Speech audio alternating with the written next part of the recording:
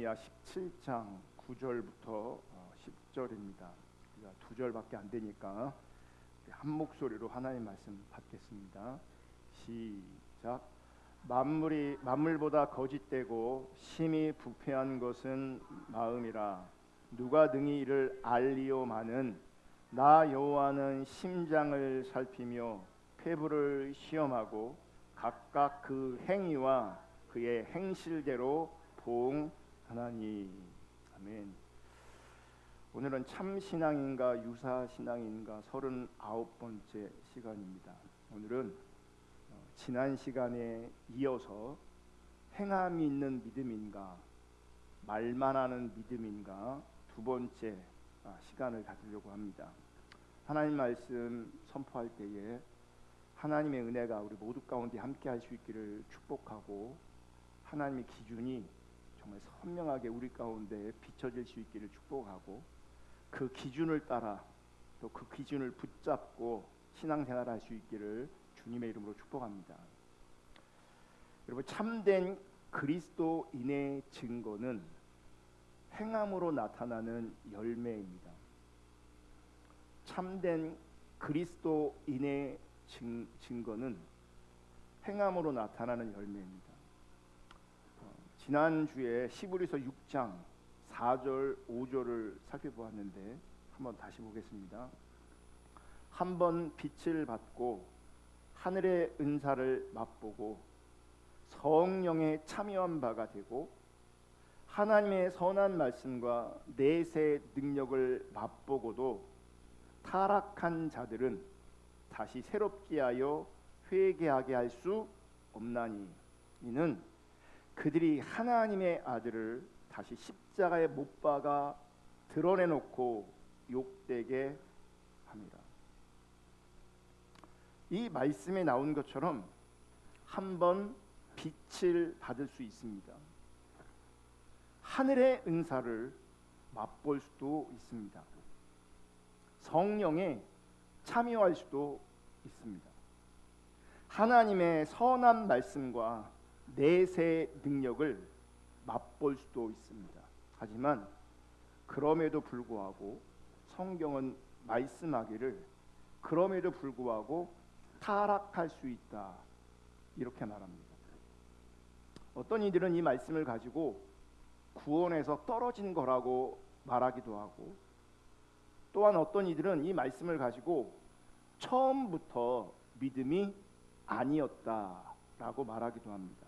분명한 것은 한번 빛을 받고 하늘의 은사를 맛보고 성령에 참여한 바가 되고 하나님의 선한 말씀과 내세의 능력을 맛보는 것은 귀한 것일 수 있지만 본질은 아니라는 겁니다. 또 한편으로는 어떤 사람들의 주장에 근거해서 회심이 안 일어났는데 구원받지 못했는데 믿음이 아닌데 빛을 받고 은사를 맛보고 성령에 참여한 바가 되고 하나님의 선한 말씀과 내세의 능력을 얼마든지 맛볼 수도 있는 겁니다. 또 한편으로는 이런 은혜를 경험하고 체험하고 누렸을지라도 타락할 수 있다는 거죠. 그러므로 지금 언급한 것들은 귀한 것일 수는 있지만 절대로 본질은 아닙니다. 그러므로 지금 나열한 걸 가지고 내가 구원받았다 확신하면 망할 수 있습니다. 왜냐하면 그게 본질이 아니기 때문에. 본질은 히브리서 6장 9절 10절에 나옵니다. 사랑하는 자들아 우리가 이같이 말하나 너희에게는 이보다 더 좋은 것 곧 구원에 속한 것이 있음을 확신하노라. 하나님은 불의하지 아니하사 너희 행위와 그의 이름을 위하여 나타낸 사랑으로 이미 성도를 섬긴 것과 이제도 섬기고 있는 것을 잊어버리지 아니하시느니라. 여기서 사랑하는 사람들이 나옵니다. 그러니까 앞에는 타락한 사람이 나오고 바로 이어서 사랑하는 사람들이 나옵니다. 이 사랑하는 사람들은 교회가 핍박을 받을 때 남은 자로 존재하고 있는 겁니다. 많은 사람들이 핍박을 피해서 자기 유익과 자기 이익을 위해서 유대교로 다시 돌아가 버렸습니다. 그런데 남은 자들은 하나님의 뜻을 따라갔습니다. 하나님의 뜻을 따라가면 핍박이 있습니다. 하지만 남은 자들은 핍박이 있음에도 불구하고 하나님을 따라갔습니다. 이렇게 하나님의 뜻을 따라가는 그 남은 자들은 참 신앙이 무엇인가를 우리 가운데 보여주고 있는 겁니다. 아까 말한 한 번 빛을 받고 하늘의 은사를 맛보고 성령에 참여한 바가 되고 하나님의 선한 말씀과 내세의 능력을 맛보는 것은 귀한 것일 수는 있을 수 있지만 그것이 참 신앙의 증거는 아니라는 겁니다. 그 남은 자들의 특징을 우리가 살펴봐야 합니다. 참 신앙의 특징을 살펴봐야 합니다. 그 남은 자들의 특징, 그 참 신앙의 특징이 9절부터 나오는 겁니다. 사랑하는 자들아, 우리가 이같이 말하나 너희에게는 이보다 더 좋은 것, 곧 구원에 속한 것이 있음을 확신하노라. 이보다 더 좋은 것이라고 표현하고 있어요. 자, 이보다 더 좋은 것이 뭡니까? 그 이보다가 뭐겠어요? 한번 빛을 받고 하늘의 은사를 맛보고 성령에 참여한 바가 되고 하나님의 선한 말씀과 내세의 능력을 맛보는 것, 이것보다 더 좋은 것, 곧 구원에 속한 것이 있음을 확신한다, 이렇게 말하고 있어요. 지금 나열한 것보다 더 좋은 것, 구원에 속한 것으로 확신할 수 있는 것이 있다는 거죠. 그러니까 지금 나열한 것을 가지고 구원을 확신하면 안 된다는 거예요. 진짜 구원받은 자의 모습, 참신앙의 특징이 있다는 거죠. 그게 10절입니다. 하나님은 불의하지 아니하사 너희 행위와 그의 이름을 위하여, 하나님의 이름을 위하여 나타낸 사랑으로 이미 성도를 섬긴 것과 이제도 섬기고 있는 것을 잊어버리지 아니하시느니라. 본질은 뭐냐면 하나님의 이름을 위하여, 즉 참된 신앙을 토대로 한 사랑과 섬김입니다. 이렇게 행함이 있는 믿음이, 이 믿음의 열매가 이웃과 교회 안의 지체들과의 관계에서 믿음의 신실성을 입증해주는, 구원받음을 입증해주는, 참신앙임을 입증해주는 증거라는 겁니다. 이게. 근데 정말 한국교회는요, 빛을 받고 은사를 맛보고 성령에 참여한 바가 되고 하나님의 선한 말씀과 내세의 능력을 맛보는 것으로 자기 신앙을 증명하려고 합니다. 그리고 그걸 자랑합니다.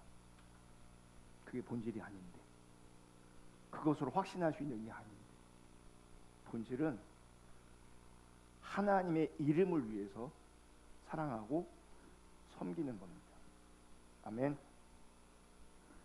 그리고 바로 이어서 우리가 생각해야 되는 것은 이 행함의 열매가, 이 실천의 열매가 자기 양심의 증거가 된다는 겁니다. 무슨 말이냐면 개인적으로 그리스도인으로서의 확신이 생긴다는 거예요. 이 행함이 있는 믿음 때문에, 이 실천이 있는 열매 때문에 개인적으로 성경이 말하는 참된 확신이 우리 가운데 생긴다는 겁니다. 예레미야 17장 9절, 오늘 본문을 읽었는데, 만물보다 거짓되고 심히 부패한 것은 마음이라 누가 능히 이를 알리오마는.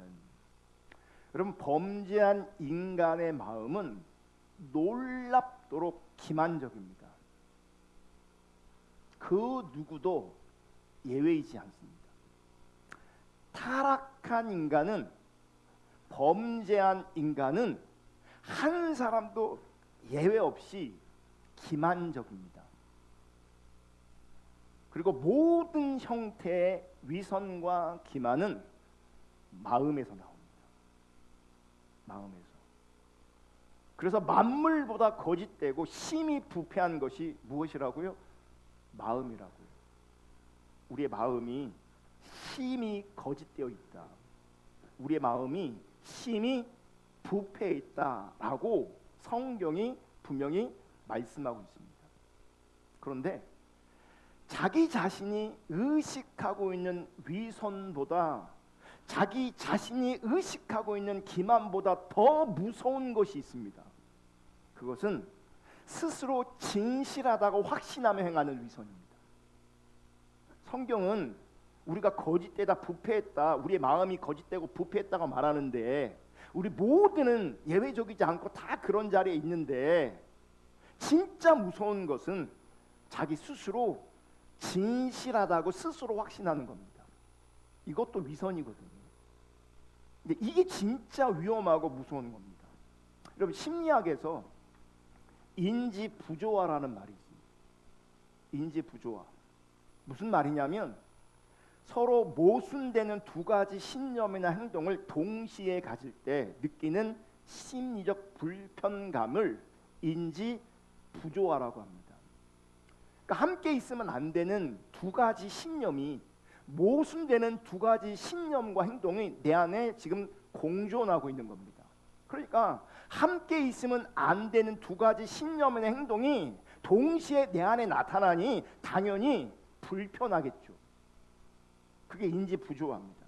쉽게 말해서 머리로는 A가 맞다고 생각하는데 실제로는 B를 하고 있는 거예요.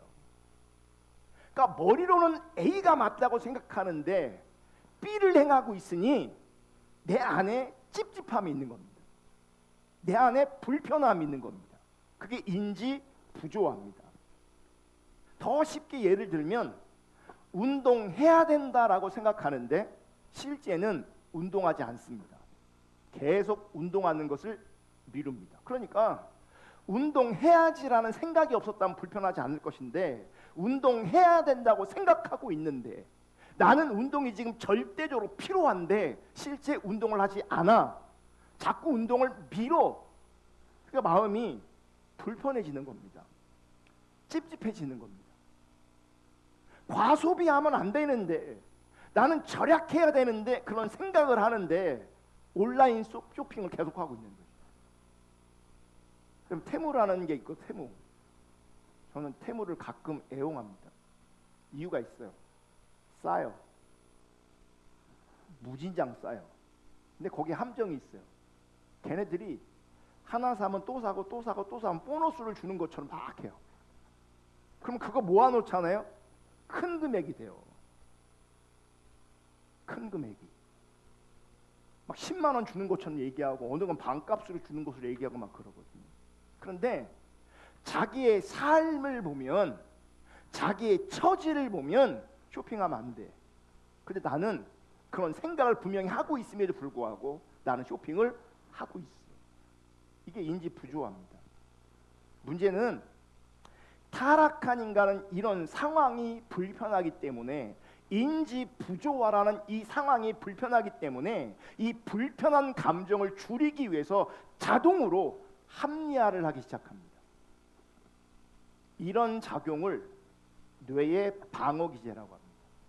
이 뇌가 방어 작동하는 거예요. 그러니까 자꾸 뭐 하는 거예요? 불편함을 덜어내려고 하는 거죠. 그 불편함을 덜어내기 위해서 합리화하는 겁니다. 이게 자동으로 그렇게 되는 거예요. 이 뇌의 방어기제는 결국은 인지부조화로 말미암은 이 불편함을 해소하기 위해서 결국에는요, 정보를 왜곡하거나 합리화를 계속 시도합니다. 계속. 문제는 이렇게 왜곡과 합리화가 자리 잡으면 자기 기만이 습관화되어서 현실을 인식하는 능력이 저하된다는 거예요. 왜곡과 합리화가 자리 잡으면 자기 기만이, 위선이 습관화되어서 현실을 인식하는 능력이 저하됩니다. 이렇게 끊임없이 자기 기만에 있다 보니까 소위 인생의 열매, 신앙의 열매를 맺을 수가 없습니다. 그러니까 인생이든 신앙이든 성취하는 것이 없습니다. 무슨 얘기냐? 운동해야 되는데 생각을 했단 말이에요. 근데 운동을 안 한단 말이에요. 그러면 운동 안 하는 것을 내가 뭐야? 합리화시켜요. 그럼 어떻게 됩니까? 건강은 더 나빠지고 게을러지고 나태해지는 거죠. 그러니까 내 마음은 좀 편해지긴 했는데, 합리화시켜서 편해지긴 했는데 뭐가 없냐면 그 열매를 맛볼 수가 없는 거예요. 신앙의 열매를 맛볼 수가 없어요. 그러니까 내 삶에, 내 신앙에 성취하는 것이 하나도 없어요.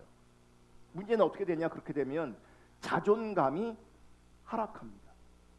순간은 타협해서 합리화해서 왜곡시켜서 편해지긴 했는데 성취감이 없다고요. 성취감이 없다니까 성취하는 것이 없으니 자존감이 하락합니다. 자존감이 하락하면 스트레스와 불안감이 지속됩니다.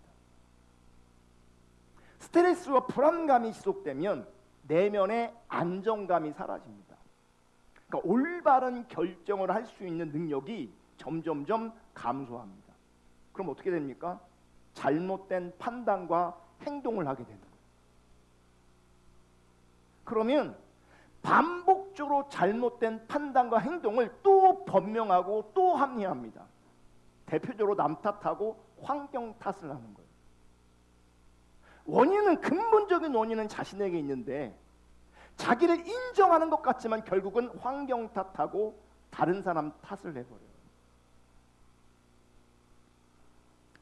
여러분, 인생과 신앙이 이렇게 진행되어지면, 이런 구조가 반복되어지면 인격 자체가 거짓이 되어버립니다. 그러므로 우리가 신앙생활할 때 가장 주의해야 될 것이 무엇이냐면 자기 위선, 자기 기만입니다. 그러면 세상에서도 이 인지 부조화를 다룰 때에 가장 중요한 것이 자신의 그 인지 부조화를 인정하는 겁니다. 그래야 그 다음 치유나 회복의 과정으로 나아갈 수 있습니다. 인정하지 않고 계속 변명하고 합리화시키고 정당화시키고 왜곡하면 절대로 치유되지 않습니다. 회복되지 않습니다. 이것은 우리 신앙생활에도 정확하게 적용됩니다. 여러분, 타락한 인간은 존재론적으로 자기 기만적입니다.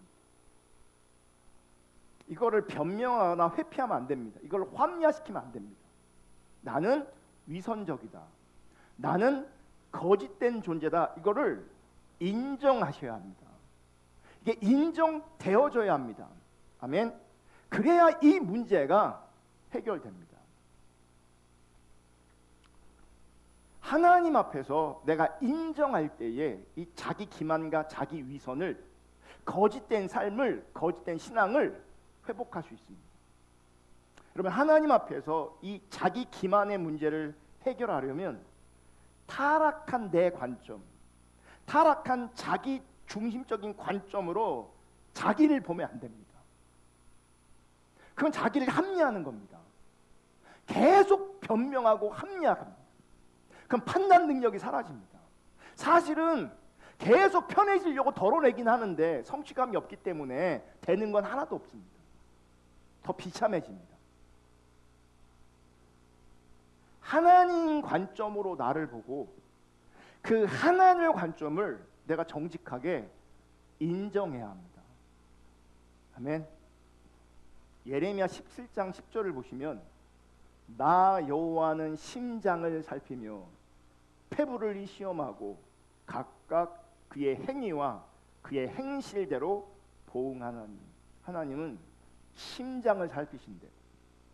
폐부를 시험하신대. 이 폐부가 뭐냐면 문자적으로, 원어적으로 콩팥, 신장을 말해요. 그러니까 우리 속을 다 뭐예요? 아시고요. 우리 속을 시험하시는 거예요.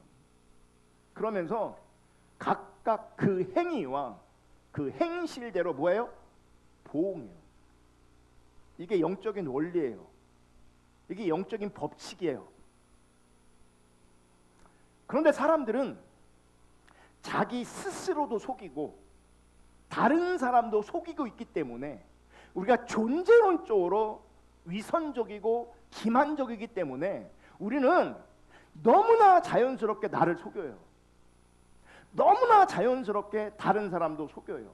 그래서 우리는 실제 이 자기 기만과 위선이 잘 안 보여요.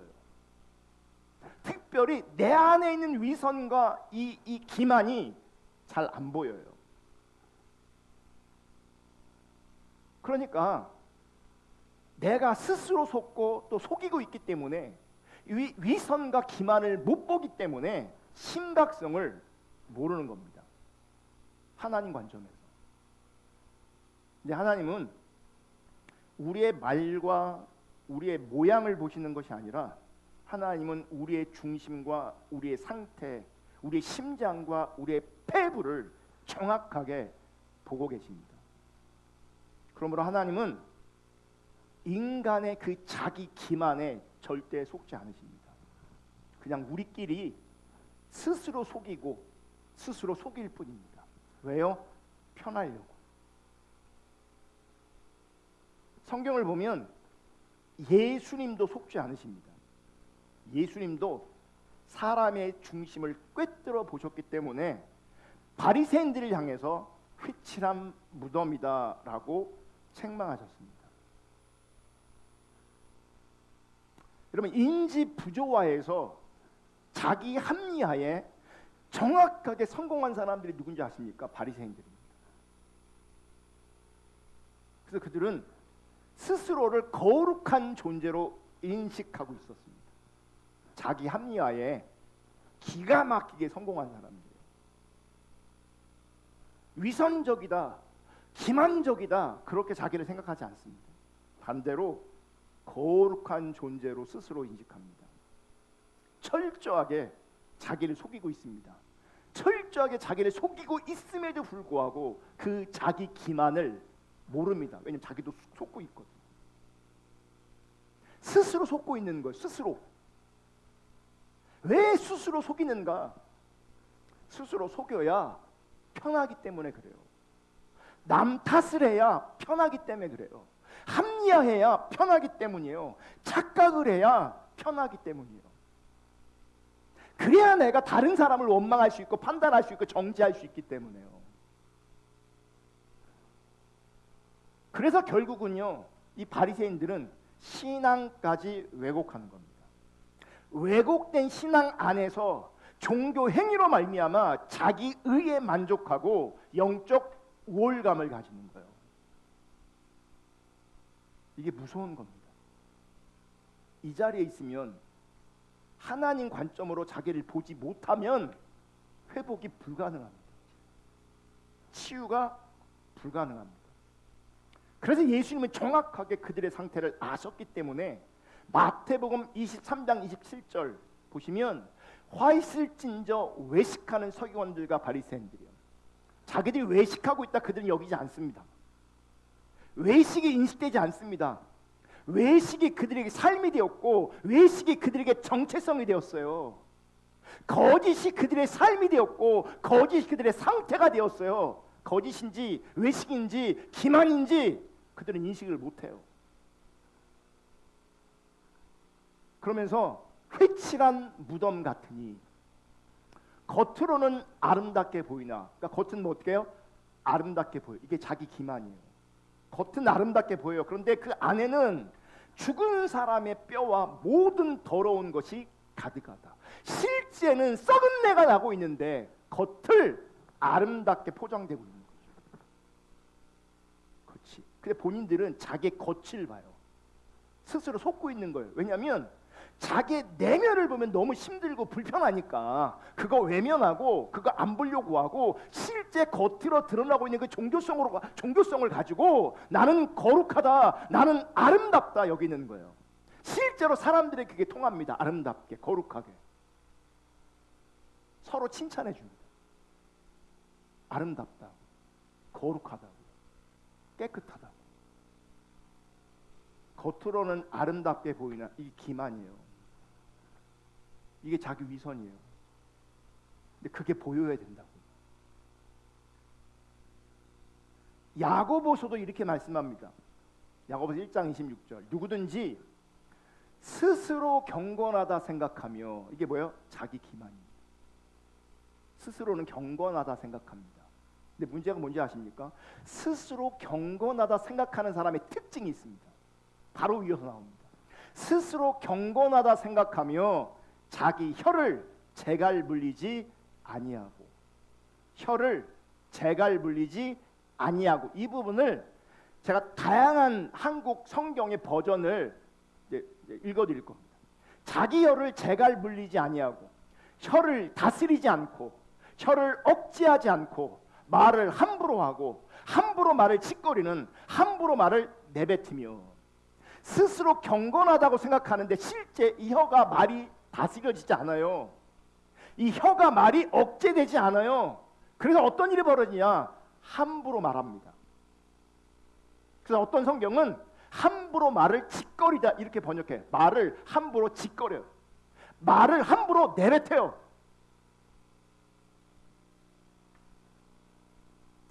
말을 이렇게 함부로 내뱉는 존재가 있다면 스스로 경건하다 생각할지라도 그 경건은 헛된 겁니다. 그리고 그 경건은 거짓입니다. 바로 이어서 이렇게 말해. 그래서 자기 혀를 재갈 물리지 아니하고 자기 마음을 속이면 이게 자기 기만이죠. 그 사람의 경건은 헛것이라. 그 사람의 신앙은 헛것이라. 무의미하다. 여러분 잘 들으세요. 참된 경건은 말을 함부로 하지 않습니다. 말을 막 하지 않습니다. 말을 그냥 생각 없이 내뱉지 않습니다. 참된 경건. 여러분의 언어 생활 가운데 말이 다스려지지 않고 혀를 억제하지 않고 말을 함부로 하고 있다면, 함부로 말을 칫거리고 있다면, 함부로 말을 내뱉고 있다면 그분은 경건한 거 아닙니다. 그분은 참신앙 아닙니다.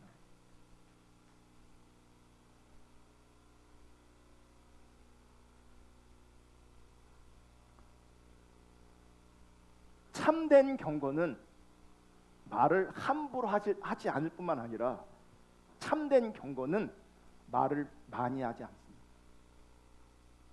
쓸데없는 말 하지 않습니다.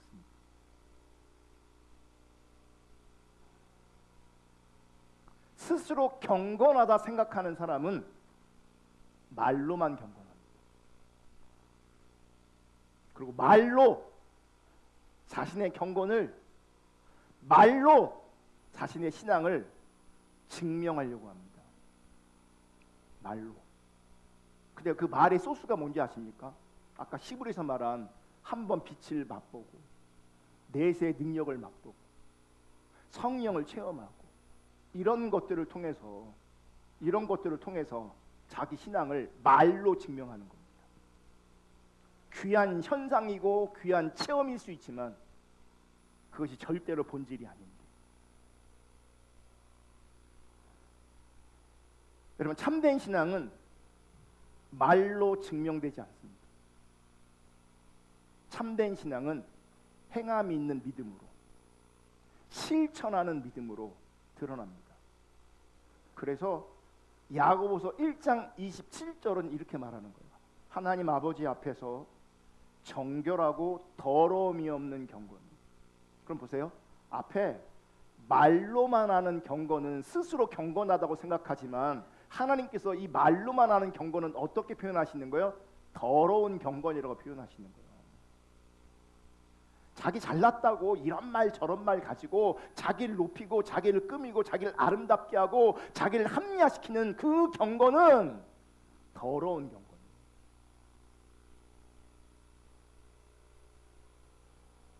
여러분의 혀가 다스려지지 않은 경건은, 정말 해서는 안 되는 말을 하는 경건은, 함부로 말을 칫거리는 경건은 더러운 경건이라고. 실제 경건하지 않은 거예요. 실제 참신앙 아니에요.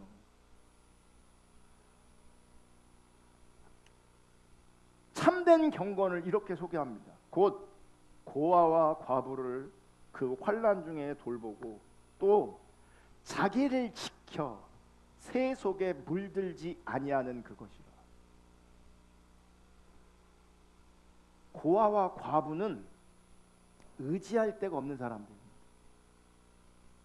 그리고 성경이 쓰여진 신약시도 그렇고 구약도 그렇고 그 당시 고아와 과부는 누가 도와주지 않으면 생존이 불가능한 사람들을 말합니다. 우리 시대의 과부와 고아와 차원이 다른 겁니다. 그러니까 문자적으로 나 과부예요, 나 당신들 나 과부니까 도와줘야 돼요, 그게 아니에요. 지금 고아와 과부를 통해서 어떤 자들을 우리가 섬겨야 되는지를 말하는 거예요. 그 어떤 자가 누구냐면 아무 힘이 없는 사람을 말해요. 아무 힘이 없어요. 그 누군가가 도와주지 않으면 생존이 불가능한 사람을 말하는 거예요. 그런데 그런 사람들을 돌보고 그런 사람들을 긍휼히 여기고 그 사람들에게 자기가 가진 것을 나누어 주지 않는다면 어떻게 참된 경건을 증명할 수 있겠냐, 이렇게 말하는 거예요. 참된 경건이 아니라는 거예요. 종교 생활은 열심히 하는데 고아와 과부를 외면해. 그 참된 경건 아니라는 거예요. 성경은 고아와 과부로 대변되어지는 진짜 약자들을 그 환난 중에 돌보는 이 행함이 있는 믿음이 신앙의 외적 혹은 주변에 있는 부분이 아니라 신앙의 본질이라고 말하는 거예요. 이 행함이 있는 사람들은요, 참 신앙이기 때문에 이 행함이 있는 겁니다. 진짜 신앙이기 때문에 이 행함이 있는 겁니다. 근데 가짜들은 이 행함이 없다고요. 이 행함이 없는데 종교적으로, 체험적으로, 은사적으로 말로 자기의 신앙을 증명하는 거예요. 말은 너무 잘해요. 이 행함이 없는데, 이 삶이 없는데. 여러분, 참된 신앙에서 우러나오는 그 사랑으로 형제와 이웃을 내가 섬겼다면, 그리고 섬기고 있다면 우리는 당연히 이제 이렇게 고백해야 합니다. 내가 어떻게 이런 일을 행할 수 있었을까? 하나님께서 그런 마음을 주시지 않았다면 나는 할 수 없었을 거예요. 내가 이렇게 행하는 것을 보면 하나님께서 내게 은혜를 주신 것이 분명하다. 무슨 이야기냐면 우리는요, 존재론적으로 참된 경건을 이룰 수 있는 존재가 아니에요. 참된 경건을, 참된 신앙을 이룰 수 있는 존재가 우리는 존재론적으로 아니에요. 그래서 우리 모두는 보편적으로, 그래서 일상적으로 나도 그렇고 너도 그렇고 많은 사람이 보편적으로 말로만 우리의 신앙을, 경건을 서로 증명을 하려고 해요. 회칠한 무덤인데 사실은 아름답게 포장된 사람들이 서로 뭐 하는 거예요? 당신 아름답습니다, 당신 아름답습니다 이러고 있는 거예요. 왜냐하면 존재론적으로 참된 경건을 이룰 수 있는 그런 자원이 우리 가운데 없어요. 근데 만약 나로 하여금 하나님께서 사랑하는 마음을 주시고 섬기게 하시고 사랑하게 하시고 베풀게 하셨다면 이건 내가 한 게 아니라는 거예요. 내가 어떻게 이런 일을 행할 수 있을까? 하나님이 그런 마음을 주셨기 때문에, 하나님이 그런 마음을 주시지 않았다면 나는 결코 이렇게 할 수 없다. 내가 이렇게 순종한 것을 보면, 내가 이렇게 실천한 것을 보면, 내가 이렇게 행한 것을 보면 하나님께서 내게 은혜를 주신 것이다. 그러니까 그 은혜에 대한 확신이 있는 거죠.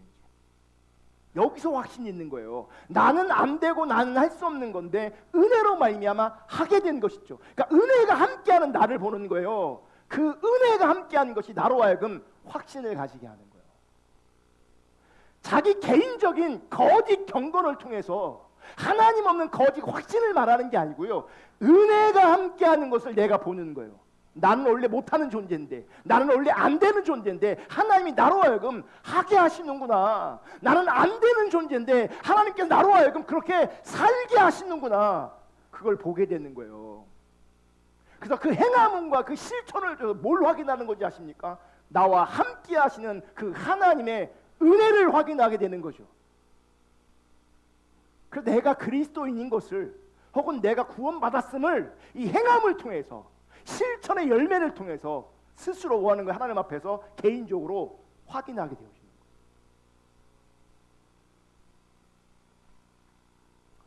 십자가복음 공부할 때 십자가복음 2에 은혜에 대한 삶이라는 챕터가 있고, 거기에 은혜에 대한 성경의 정의가 나옵니다. 스크린에 나와 있는데 보세요. 하나님의 은혜는 하나님께서 우리에게 명하신 바를 우리로 하여금 실천할 수 있도록 우리에게 힘을 주시고 우리를 도우시는 하나님의 살아있는 임재이다. 그리고 하나님은 이 은혜를 우리에게 값없이 선물로 주신다. 봐요. 은혜는 하나님께서 우리 가운데 명하신 바가 있어요. 하나님의 뜻이 있어요. 하나님의 기준이 있어요. 근데 우리로 하여금 실천할 수 있도록 우리에게 뭘 줘요? 힘을 주시고 우리를 도우시는 살아있는 하나님의 임재가 은혜인 거예요. 그러니까 이 은혜가 우리 가운데 있지 않으면요, 우린 절대 행할 수 없고 실천할 수 없고 살 수 없습니다. 이 은혜가 없으면. 그럼 이 은혜가 필요하잖아요. 그럼 어떤 자들에게 이런 은혜가 부어지냐? 자기 기만, 거짓된 나를 분명하게 인정하는 사람. 내가 거짓된 존재입니다. 내가 심히 부패한 존재입니다. 그래서 나에게 하나님의 은혜가 필요합니다. 이거를 문장으로 표현하는 게 아니라 실제 그런 상태에 있을 때 은혜가 나로 하여금, 원래 나는 안 되는데, 원래 나는 못하는 건데 은혜가 나로 하여금 하나님께서 명하신 바를 할 수 있도록 우리 가운데 힘을 주시고 우리를 도와주시는 하나님의 임재의 능력이, 함께 하시는 능력이 은혜로 우리 가운데 작동되는 거라고요. 그래서 우리가 만약 순종했다면 이 순종은 내가 한 게 아니라 은혜가 한 거예요. 원래 나는 할 수 없는 존재니까. 여러분, 내가 신실하게 성경을 읽고 있다면 알아야 돼요. 신실하게 내가 성경을 읽고 있다면, 성경을 내가 묵상하고 있다면 이건 내가 한 겁니까? 은혜가 한 겁니까? 네? 은혜가 했다고 인식해야 돼요. 그걸 내가 해버리잖아요. 그럼 내가 스스로 기만하는 자를 갑니다. 내가 아름다운 자로, 내가 거룩한 자로. 내가 하는 게 아니라 은혜가 힘을 주셔서 은혜가 할 수 있도록 나를 이끌어 가시는 거예요. 은혜가 한 거라고요. 그래서 그 은혜를 보면 자랑이 아니라 뭐가 나오겠어요? 감사가 나오는 거죠. 하나님이 은혜로 이렇게 나를 이런 마음을 주시지 않으면, 하나님의 은혜가 함께하지 않으면 나는 절대로, 나는 성경 읽는 사람이 아니고 나는 묵상하는 사람이 아니고 하나님께서 원하시는 삶을 살 수 있는 존재가 아닌데, 그 은혜가 함께하기 때문에 내가 성경을 읽고 은혜가 함께하기 때문에 내가 순종하는 거예요. 은혜가, 그 은혜가 실제일 때 확신되어지는 거죠. 하나님 나와 함께 하시는구나, 나에게 은혜가 있구나. 그건 나를 높이는 게 아니에요. 감사하는. 하나님의 은혜는, 하나님의 은혜가 함께하는 것은 어떻게 나타나야 되는가? 기억하십시오. 절대 감정이 아닙니다. 은혜가 함께하는 것은 절대 감정이 아닙니다.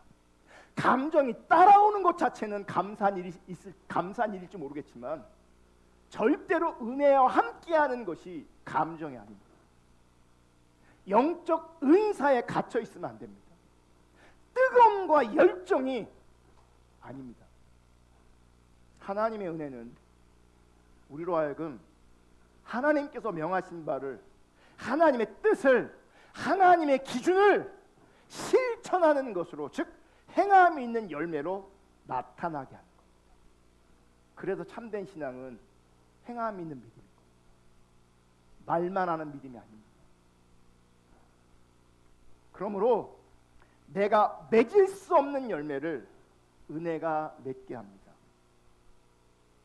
은혜가 열매 맺게 하는 것을 내가 아는 겁니다. 분명 내가 수고하고 내가 애쓰고 내가 노력해야 합니다. 여러분, 수고하지 않으면서, 애쓰지 않으면서, 노력하지 않으면서, 아무것도 안 하면서 은혜를 부어달라고 그러고 있으면 그분에게 절대 은혜가 함께하지 않습니다. 많은 사람들이 안 변하는 이유 중에 하나가 뭐냐면 사실 아무것도 안 합니다. 성경을 읽으면서 은혜를 구해야 합니다. 성경을 묵상하면서 은혜를 구해야 합니다.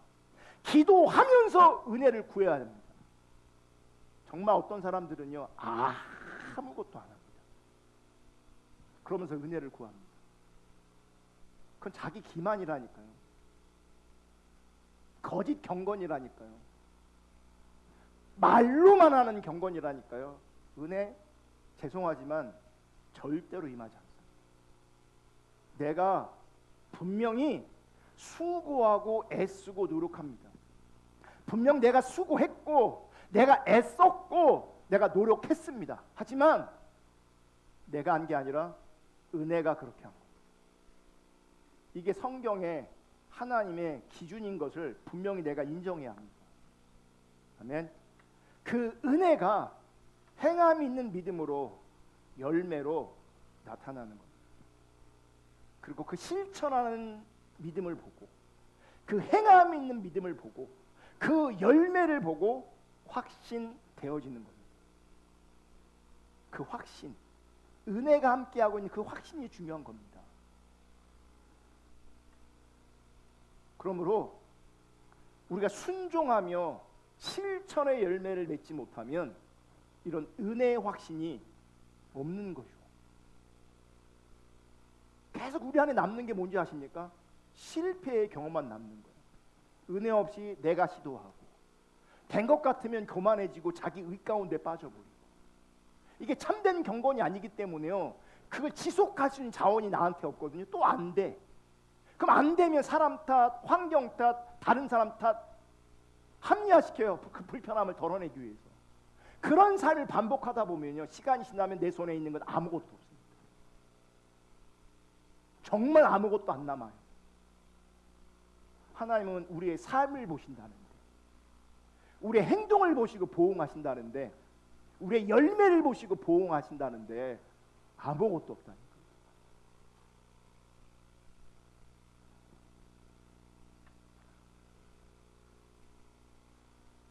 은혜가 함께하는 그 확신으로 말미암아 우리 안에 감사가 남아있고 예배가 남아있기를 주님의 이름으로 축복합니다. 또한 이런 성경적 확신을 가지기 위해서 이런 말씀 묵상하고 말씀을 읽고 하는 게 굉장히 중요합니다. 자, 말씀 읽고 말씀 묵상하는 게 왜 중요합니까? 그것 자체가 중요한 게 아닙니다. 우리가 왜 말씀을 읽냐, 왜 말씀을 묵상하냐? 순종하려고, 하나님 뜻대로 살려고 하는 겁니다. 아멘. 그러니까 읽어야 뜻이 보이고, 읽어야 묵상해야 하나님의 길이 보이는 거죠. 하나님의 뜻이 보이는 거죠. 그런데 순종할 만한 능력이 우리 가운데 있어요, 없어요? 없죠. 순종해야 되는데, 하나님의 뜻은 알겠는데, 하나님의 기준은 알겠는데, 나는 순종해야 되는데, 그러니까 나는 자원이 없단 말이에요. 그러니 여기서 뭐가 필요한 거예요? 은혜가 필요한 거죠. 그래서 성경적 확신을 가지기 위해서 여러분 말씀을 가까이 하셔야 돼요.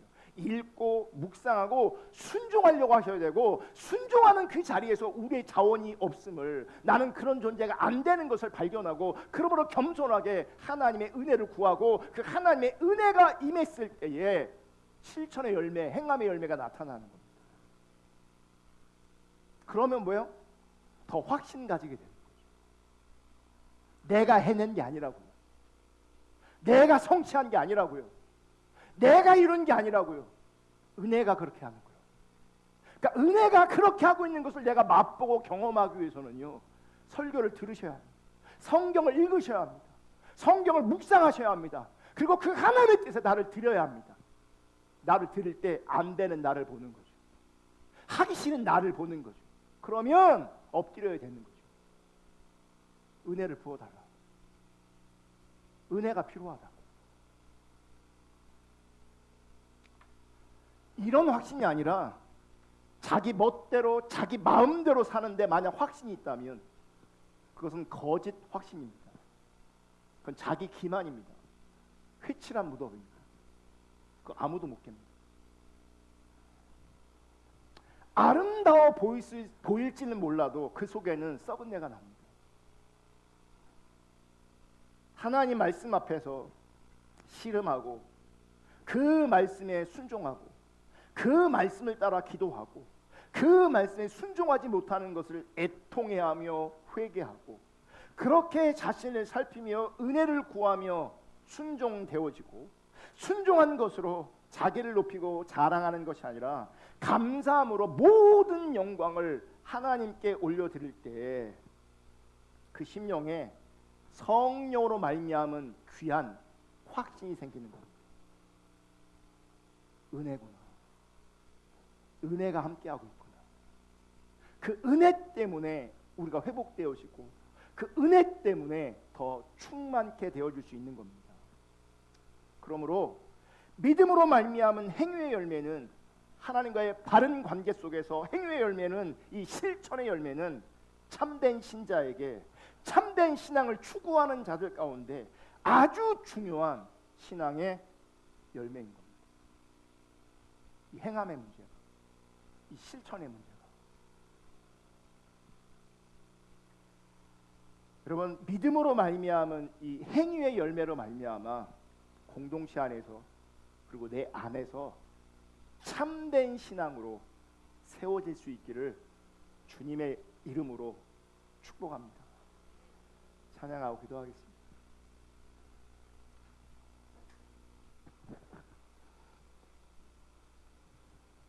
행복이 찬양하겠습니다.